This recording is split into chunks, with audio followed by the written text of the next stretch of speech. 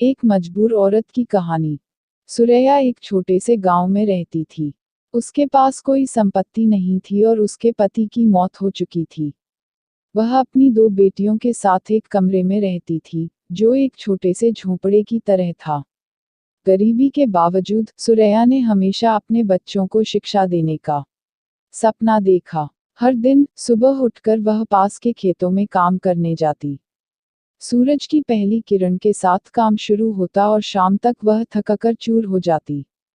उसके हाथों में मिट्टी और मेहनत की गंध बसी थी। कभी कभी गांव में लोग उसकी मदद करते, लेकिन ज्यादातर उसे अपनी मेहनत पर ही निर्भर रहना पड़ता था। सुरैया की बेटियां नाज और नीलम पढ़ाई में तेज थी। सुरैया ने उन्हें स्कूल भेजने के लिए अपनी हर बचत का उपयोग किया।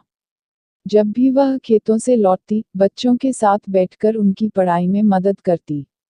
उसे यकीन था कि शिक्षा ही उनके जीवन को बदल सकती है। एक दिन गांव में एक एनजीओ का कार्यक्रम हुआ, जिसमें शिक्षा पर चर्चा की गई। सुरैया ने वहां जाकर अपनी कहानी सुनाई। उसकी मेहनत और बलिदान को सुनकर लोगों ने उसकी मदद करने का निर्णय लिया।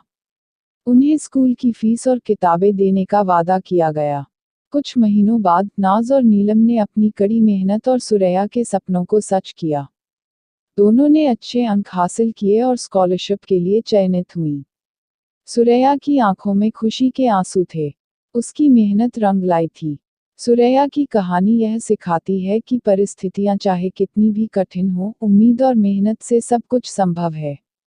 उसने अपने बच्चों को जीवन में आगे बढ़ने का रास्ता दिखाया, और उनका उज्जवल भविष्य उसकी सबसे बड़ी उपलब्धि बन गया।